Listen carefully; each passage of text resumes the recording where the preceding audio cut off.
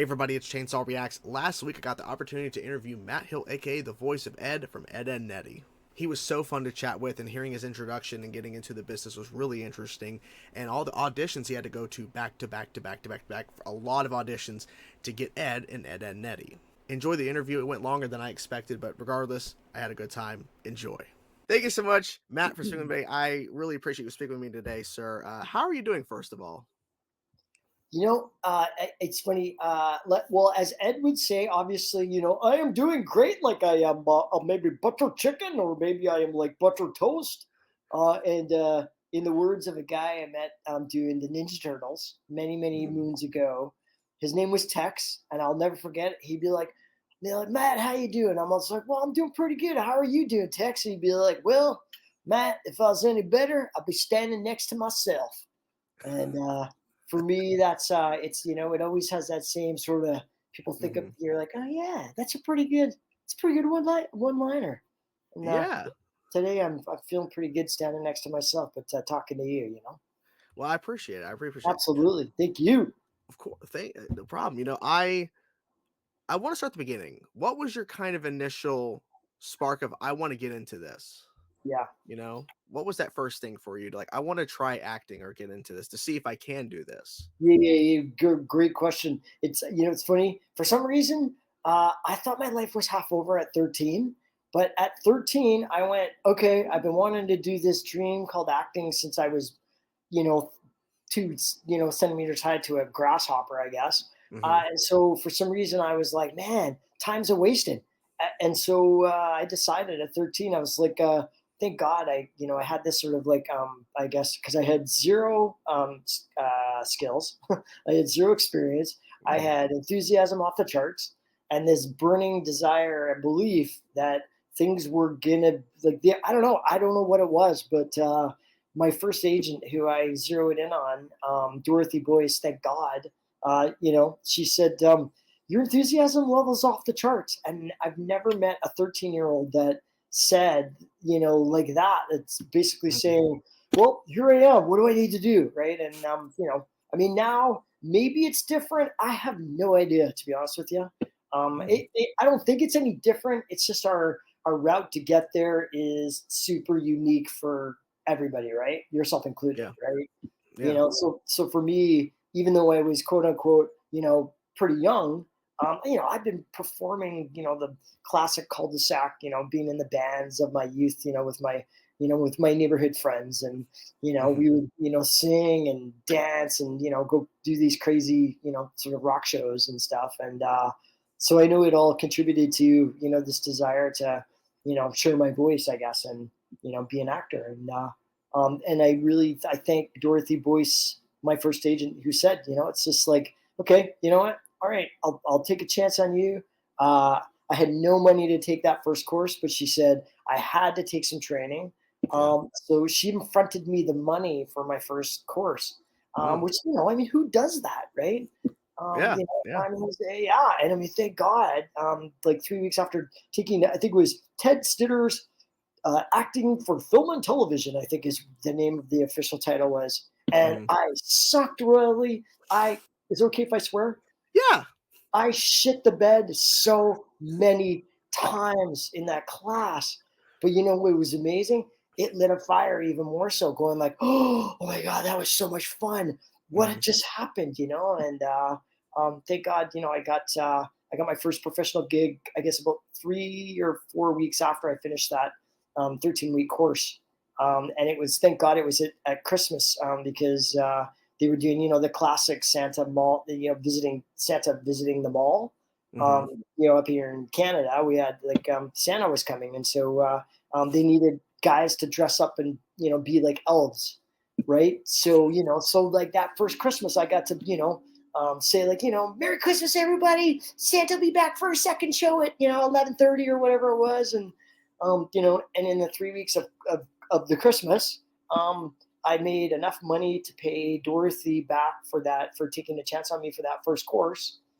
And no kidding, it literally set the course for like I can't believe it's been 40 years since that sort of first, that first gig. It's kind of wild. That is a crazy first gig, but also Ah, it, you're in front of an audience, right? exactly. Yeah, So you're yeah, not like on camera, which is a whole yeah, different set of skills for being on yeah, camera or voiceover. yeah. But you're in front of people and you have to like Oh, play up your part as an yeah. elf. Oh, absolutely. Well, I mean, I think, thankfully I came equipped with that enthusiasm. Thankfully, Christmas really is my favorite sort of, Mhm, holiday. And so, I came by it quite authentically. mhm. And I just thought it was so cool. I'm dressed up like an elf and I'm literally running around the front of the department store going, not Jesus is coming. Santa's coming. I am Catholic, so it did say Jesus is coming too. But Mhm. Yeah. that was a church. But it was just so authentic to be able to. Still, I was playing, and I was playing this character, but I felt so at home Yeah. because you know what I mean. I think it just it was basically just like, okay, son, go. Don't break anything along the way, and Mhm. don't wipe out into anybody. Exactly. you know. You've done so many projects. It's kind of overwhelming when I look at it. Was your initial thing of wanting to get into voiceover, because you really seem like very energetic, and a lot of voiceover is very energetic because it's Right. all your voice, but you have a lot of energy. So I feel like that felt perfect. Like, did it feel perfect for you at first, or did it take time to get comfortable doing voiceover? Well, the Uh, funny thing is initially it really was the first. I mean, that was the live performance of say doing say play acting and mhm, including doing voices. Um, but my very first sort of like voiceover then ended up becoming one of the last radio plays that was recorded here up here in Canada. mhm, Which interestingly enough, I had no idea that it was again going to be recorded in a live setting. mhm, So we literally were most stuff is say recorded in a studio. But this one for the final season that it was on the air, they did it live at this place called Granville Island, which is a really cool sort of tourist spot up here mhm. in Vancouver. And so, without even realizing it, I got another gift to learn how to use my voice, but I still had to act and still know that like these microphones were carrying, our play, across the country, right? Yeah. And then film and TV entered my world, I guess, a few years after that. Mhm. It started doing all the sort of local shows that started to come into town, and like Jump Street and but like bunch of made for movies of the week and like Watchers and Yeah. Tales from the Crypt and all sorts of Nice. things, and so it was really it was neat because I guess in many ways I had no idea, honestly. I had no idea what was going to come next, but at the same time, I guess maybe that's the truth for all of us, right? It's just okay, show up.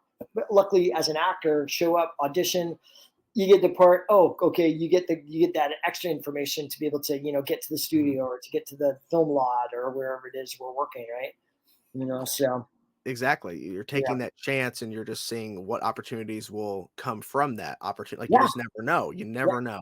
yeah. Oh Um, yeah, you're mentioning your bunch of shows. You were on X-Files, which is a pretty big thing. I mean, mm, that show is massive, and yeah. people still talk about it, and and that's pretty cool that you got on an episode, because Oh. that's pretty significant. That's pretty awesome. Well, Chris Carter was also such a maverick of like, obviously I can see now 20 plus years later or whatever that why it was so well, obviously it was so well written, it was so well, filmed. Mhm. Um, it was obviously, like all these things that sort of take off. It's like it's a time, it's a place, it's a theme, Yeah. it's a feel, right? Yeah. And Chris Carter, I mean, I think is just a genius. And the other guy who was his partner, who was uh, what's it? He did Breaking Bad. Yeah. Remember oh, what's his name? Vince Gilligan. Yeah. Yeah, that's it. Yeah, Yep. Yep. Vince. And Mhm. I mean, they were like, it's amazing. I have these sort of like sort of vague memories of them working behind the scenes and giving the directors sort of notes for the actors to Mhm. do what we were doing, right? And Yeah. we called it like the the cool smoky acting, because everything was like understated, Yeah. Everything had to be, and whereas I coming from say voiceover, they're just like, bring it down a bit, bring it down a bit, and but they were, Chris was really it was cool because I almost didn't even get that part because I didn't fit the classic Marine because that part was, a young Marine. Mhm. But I love that because the casting director could see that they were loving what I was doing, but then she could sort of feel them. They were going like, yeah, they were looking at how tall I was, and and she knew, right? And I mean, thank God. She said, hey guys, so which way are you leaning? And they're like, well, I mean, Matt absolutely knocked it out of the park, but he's 5'5", and all this, and before she knew it, she's like, okay, I gotta advocate for this guy because he really did the best the job, I Mhm. guess, in that moment. And Yeah. she's like, hey, wait, guys, like, do all Marines have to be like 6'10", 7 foot, right? Yeah. And they're like, yeah, you're right, Yeah. and No.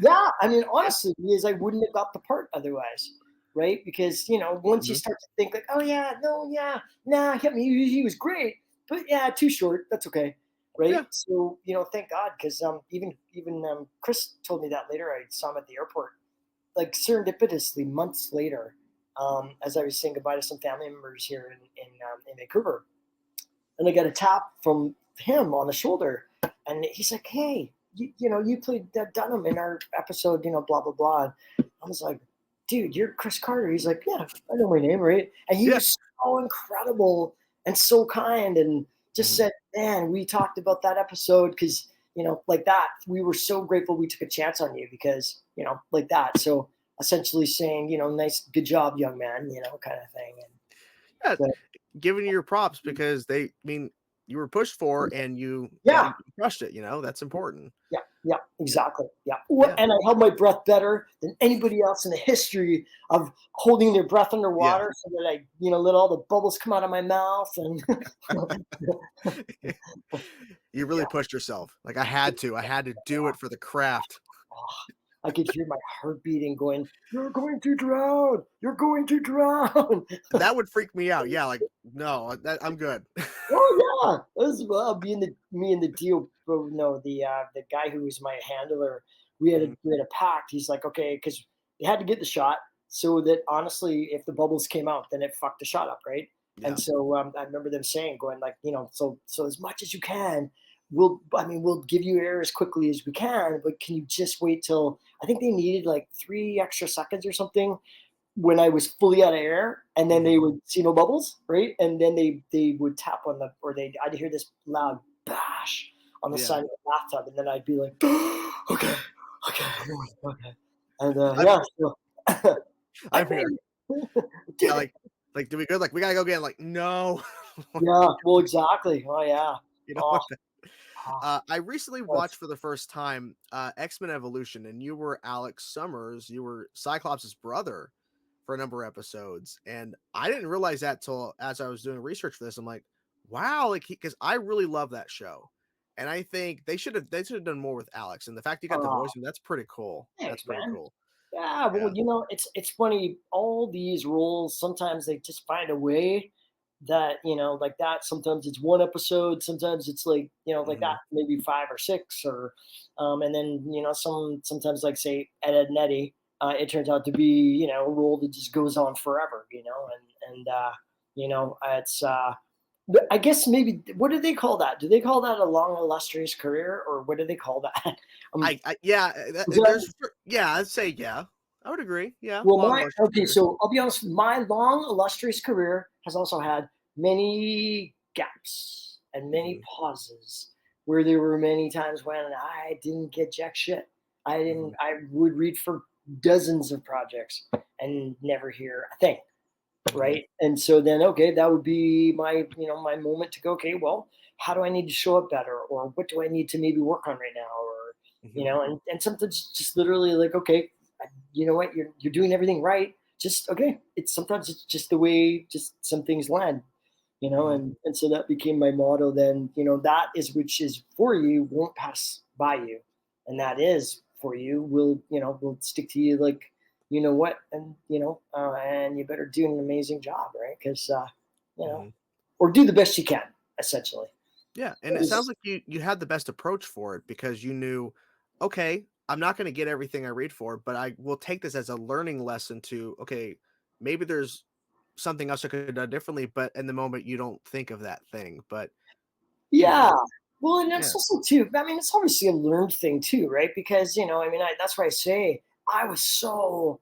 I mean, my early yeses out of absolutely catapulted my confidence in going like, oh my god, oh my, I like, oh, okay, I was just 13, and now I'm like yeah, 20, or now I'm 25. Now I just got Ninja Turtles, or whatever. And mhm, then it's like, but then there would be these pauses between getting stuff, and then after a while, I'd be like, oh, that's okay. You know what? I didn't need to take a break anyhow, or mhm, whatever. But then when I say would really want something and work my proverbial what mhm, to score the part, and yeah, that one wasn't meant for me because it didn't stop at me. Right?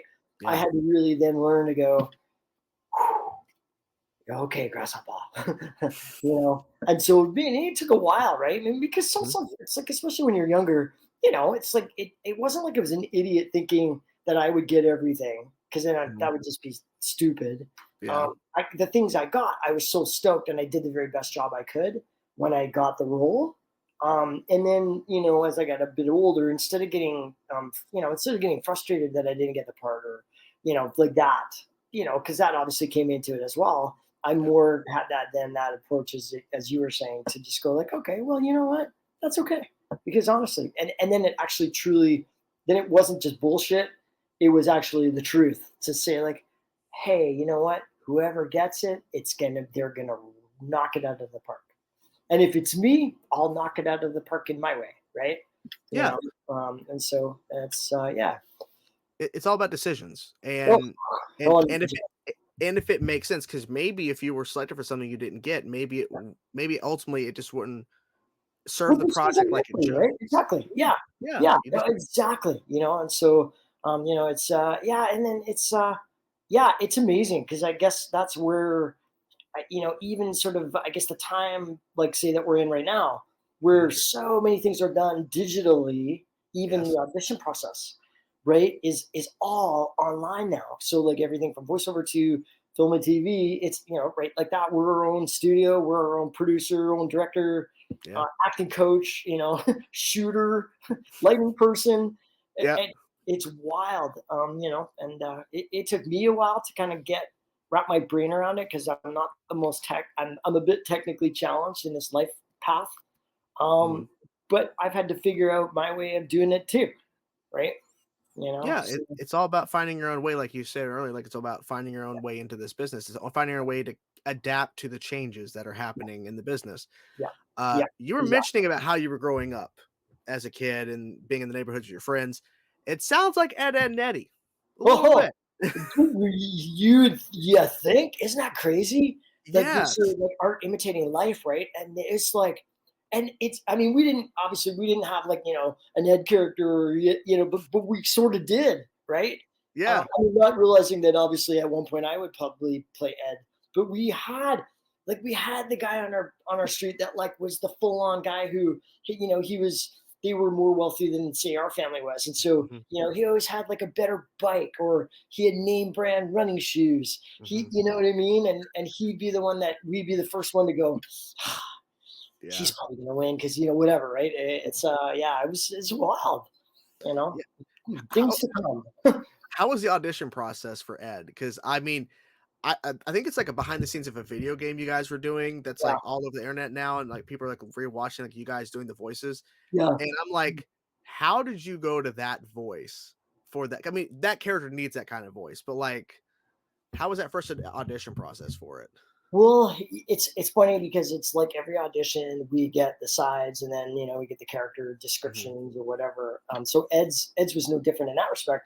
However, the difference was usually, you'd read for it, and if you were interested, if they were interested in you, you get a callback, and then maybe have say a second callback, and then very rarely you might do a third one, and then maybe get the part, or you don't get the part. mhm, Ed, Edd n Eddy set all the records, and to this day, I have no idea. I think we were probably 8 or 9 official callbacks. Wow. Yeah, like to the point where like even agents were going, you guys, he's been in there like 8 or 9 times, like, so they had almost like a clause where if they called us in one more time, we were gonna have to pay us $50 to come and audition.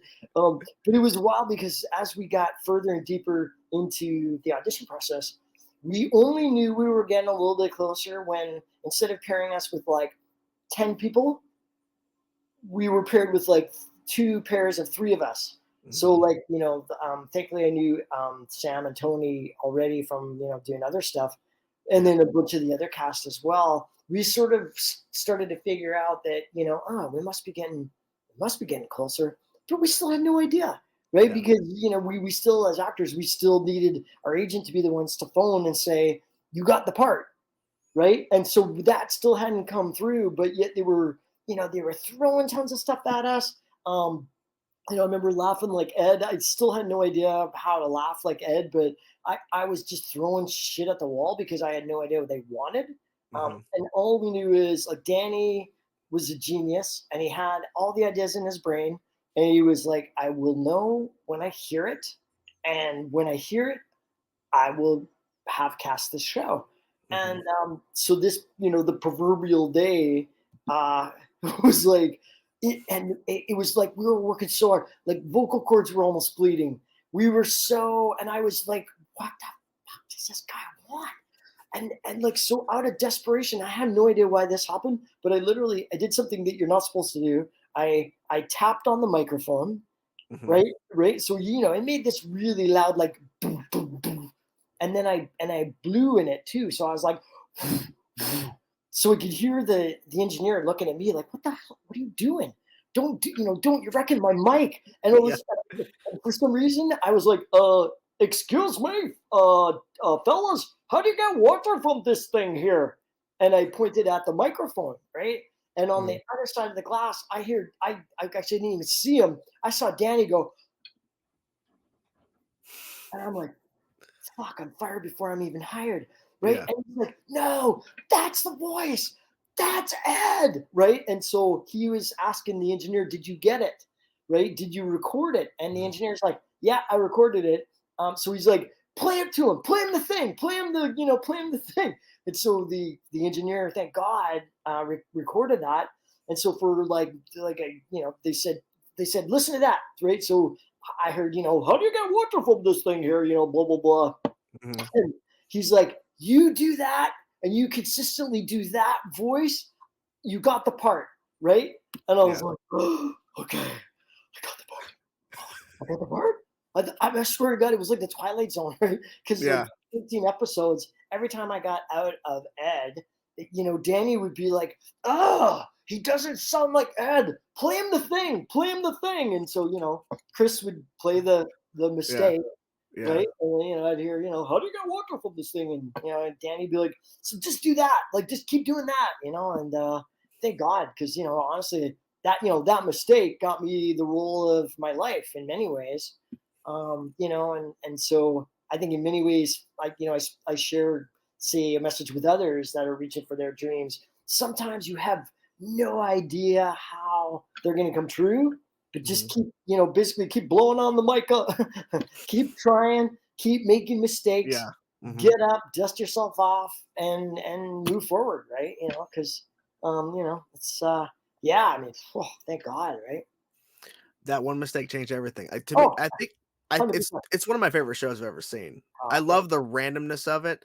God. Did you do any improv during Nope. that or You no? know what's No. so wild, dude? Isn't that hilarious? Because you Yeah. think we would have been, sort of like what's that called? Like freewheeling? Yeah. Oh no. We were not even permitted to breathe the way Danny didn't want it to be. If we breathed wrong, he'd be like, "No, it doesn't sound right." So like where you think it's free and easy, fuck no. It was the opposite. It was when we stuck to the material, and we literally would do it with like the pacing, the syncopated way that he wanted the scene to go, and Mhm. have like the energy.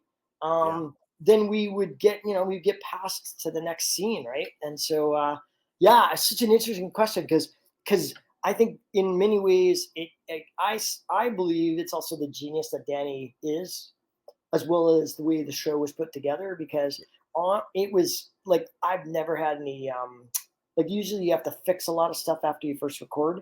We had no fix ups because we had no fuck ups. Wow. Because also the same thing. Because every once in a while, like honestly, I'd be like, because I came from improv, right? I came from being in a band. So I came from sort of going, ba boo da bibbity ba, and all of a sudden he'd be like, don't add shit, right? I'd be like, oh, okay, am I still on? Sorry. Right? Oh yeah, it was.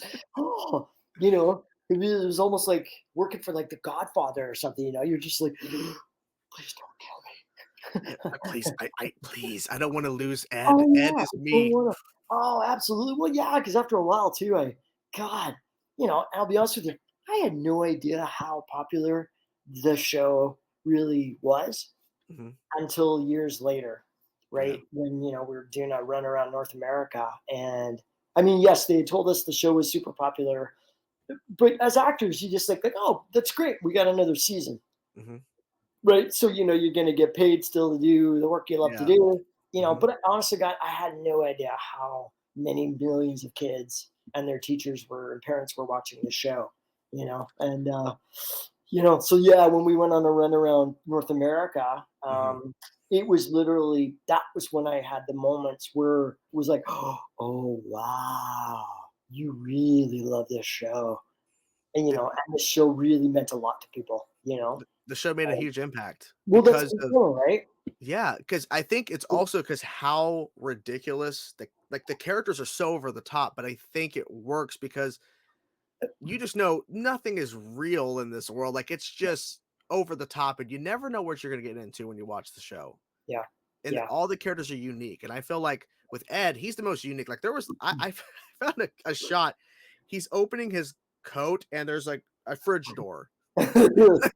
Like Don't you have a fridge door in your coat? I don't think so. But Oh, like I know. you look at that and you go, like, where does that come from? That idea, but like that's what the show was. And I think that's the most crazy part, that there was no improv. Like it was all planned. Yeah, it Like, was. Yeah. yeah. Oh, yeah. Oh, yeah. And that's what's so wild because, like I said, like, and even the way Danny had the scripts written, we didn't, we had like like the classic scripts, right? It Mhm. wasn't that even. We only had the storyboards that he had literally. So we would see the pictures, Mhm. right, in like stick form, and Yep. then then the line would be below. So it was literally 4 hours of like turning pages because the scripts were those storyboards were like 60 to 80 pages long, right? So Wow. it was Yeah. just so. And in many ways, I'm so grateful that they did it that way too. And I thank God too. It was the first time I'd ever been told by, say, casting, don't prepare, because as an actor, you're right. I grew up like learn your lines, Mhm. learn your what's my motivation, where blah blah blah, right? And Mhm. they wanted Ed to come out of left field with every single line, and Yes. so because the first couple of episodes, it was the same thing. Like he'd say like stop, no, no, doesn't sound like Ed. So yeah, I'd have to I'd get the how do you get water from this thing here, and so hear that, and then he'd be like, oh, and another thing, it's two. What the fuck are you doing? Like I love Danny. He was so honest. He's just I'm like, well, I prepared. Like I read Mhm. the script. He's like, don't read the script. You're the only person ever going to say that. Don't read the script. Wow. Don't prepare. I don't Mhm. want you to know what the fuck is coming next. Which, as an actor, that's really scary, Yeah. especially right because I'm like, oh, I don't want to get yelled at. Like, you dummy. Yeah. And that's how they wanted Ed to be. They wanted him like that. And thank God, when I finally actually trusted what they were saying, Mhm. all they allowed me to do was like that, read the storyboard the night before and sort of know what was going on, but not really. Mhm. And it was brilliant because it allowed me to just truly, I think, in many ways, because I was truly as a human being so shocked and not sure where the fuck I was in any given day. It was awesome, and thankfully, I guess it stuck to the performance. and it helped because that's your Yeah, character, because literally no, right? he's in Exactly. his own world, Yeah, in the world of he's just like yeah. that character, man. But I'm surprised there's not been any revival of some sort. But I think it also would probably maybe tarnish it, maybe. Yeah, I think it's funny in many ways. We've always said that, right? It's like, oh my god, to like get together with everybody. I mean, I still talk to Tony and Sam and Mhm. Peter and Aaron. Actually, we're going to a couple of conventions soon together. Nice. Me and Sammy Mhm. and Peter and Aaron actually. But it's sorry, where was I going with that? Uh, Revival. Oh, thank you. Yeah, Yeah. because a lot of fans at the conventions asked, right? It's like, well, when is there going to be a revival? And at first we thought, man, maybe that would be so cool. And then it's like, no, it wouldn't. It's a time and a season. I don't think the same, and maybe it's not, and it's nothing against the writing or the acting or the anything, but Yeah. you know what I mean. I don't think it would fly today, right now. It Um, it would probably feel forced because back then yeah, it felt like, okay, yeah, this it's random, it's silly, yeah. and if you try to do that again, oh, Yeah. okay, Well, it's not and you try to market it and wrap it up in sort of like, oh, this is the new, but it's not the new. yeah. Yeah, let go. Move on. And Yeah, which is exciting because 'cause I'm actually talking to your Double D Sam next week. So, Sammy. yeah, Well, you say hi to my brother Sam I because will. he's Yeah. a good human, a good friend. He's a good Yep, man. he's pretty cool. He reached out and I'm Awesome like, dude. "Okay, yeah, I would," yeah, because I was like, "I'd love to talk with you." He's like, "Yeah." Yeah. I'm like, "Awesome." Oh, well, thank you. Well, it's funny. He just texted me. And so you tell him I'm going to answer his text to me when I Okay. get off this interview with you. Yeah. Okay. I'll tell him, like, he was waiting to text you back because he was talking to Exactly. me. Because I talked about you. Right. Me. Uh, Final thing I wanted to ask you about, because you were in Turtles 3, you were Raphael. That's pretty Yo, yo, cool. yo. Yeah, That's pretty man. cool. Yeah. Uh, how was that to be a turtle? Like, I mean, that's It's, pretty awesome. yeah, you know what? It's funny because it's the same thing. It's to get another gig at, sort of like the initial hit was just like, Mhm. oh my God, I'm going to get to be a turtle. Yeah. Again, not knowing how freaking popular the series was, because Mhm. I was just old enough that I was like, because I was just in my early 20s. So, I'd never really known. I mean, I knew Ninja Turtles existed. Yeah. I saw the marquee for, say, the first Turtles or, the second one or whatever. But I had no idea. But thank God in many ways because it also I came to it authentically because I love athletics. So for me it was just another way of building the skills to be able to say train for a movie. And so Mhm. when I got cast as Raph, it was so cool because I watched the first movie like religiously, so I knew every Mhm. breath, every movement, Yeah. especially for the big fight scene between him and Casey Jones. Yeah. Remember with the Jose Canseco bat and all Mhm. that. And so because that was going to be my audition. Um, Oh, okay. and when we got there, they said they're going to put a paper bag over our head so that we were acting kind of like our turtle would act, right? Yeah. Mhm. So it was so it was really neat because it was such a challenge, right? Because I'm like, wow, I'm gonna go in there and I'm gonna not be able to see, but yet I have to like give this performance of Mhm. rap. Yeah. And yeah, and so the second audition was when I actually found out that I got it, and again, it was the local casting person who Stuart Akins was his name, and Mhm. he was so awesome because he's like, fellas, I don't know if you're thinking maybe anyone else for this part. You might be. Just let me throw my name in there. That Mhm. I know Matt as a person. He's such a hard worker. He I think would really do your franchise really well.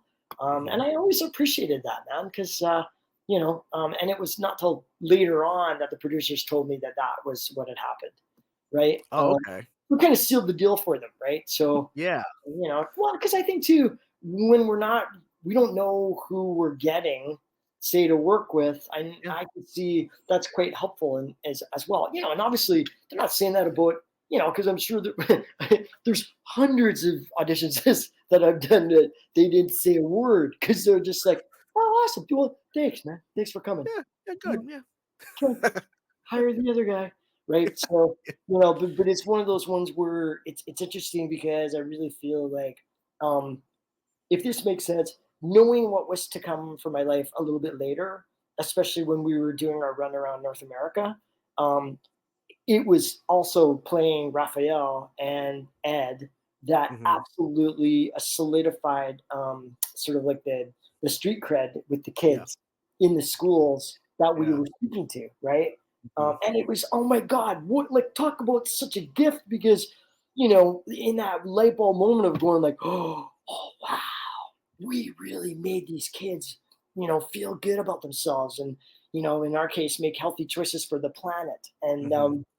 and then having like the entire school come and want to, have a high five or have a, a handshake or just, have me sign their, well, I signed so many arms, and it was such a confirmation of, again, that choice that I'd made at 13, right, to be an actor, that I wanted to just, if it was going to keep being like this, I tell you, I mean, put To me in. make that much of an impact for Oh, kids and to be a part of their absolutely. lives and to be a part of their childhood, like, that's really Yeah. important, and that's a Oh, big well, thing. what's so wild? Because I heard time and time again that exact statement from, like, even like big kids, like the kids who are now like young adults. Mhm. In fact, there's one gentleman, tallest African American man I'd ever met in my life, probably 7'12". Mhm. He was tall, Yeah. but it was it was an inner school in, is that the right term? It I was like think. an inner city school Yeah. in Houston, Mhm. and it was wild because you could tell that these kids didn't come from a very solid background, let's say, with in terms of socioeconomic. And we were at this, it was probably 3,000 kids in this school, and it was unbelievable because this African American gentleman was obviously the tallest guy in the building, and he was basically, we found out later on, he was the principal.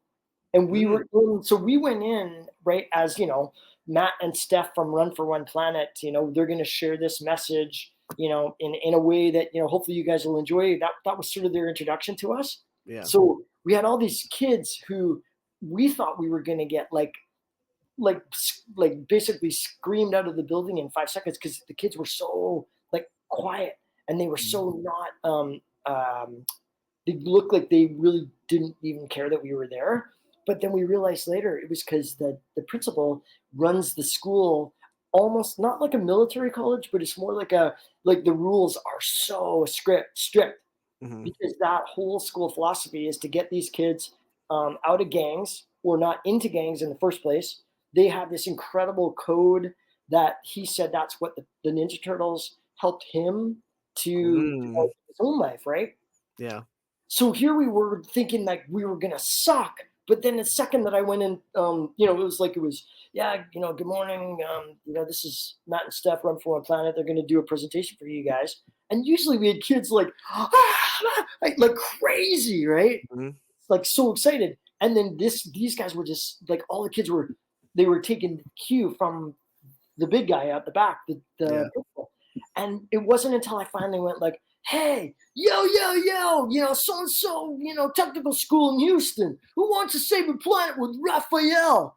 Right? And Mhm. I'm like, yeah, and who wants to save the planet with Ed too? And like 2,000 kids and this teacher or principal lost their minds.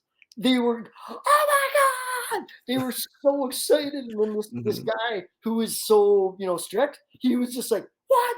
Oh my God, I can't believe it. And, it was amazing because, after the presentation, they all came and Yeah. signed our wrists and stuff like that. And this big kid, the principal, was the last guy, came at the end. And, and by that point, I was like, wow. And he had a tear in his eye and he goes, hey, bro, I just want to thank you because you being Raphael and the Ninja Turtles helped me basically choose the code for my life. He said, I grew up in a really rough neighborhood just around the corner from this school, but that watching the Turtles and the code of the brothers, it really helped me get on the straight and narrow. And obviously lots of other people that he said helped him in his Mhm. life.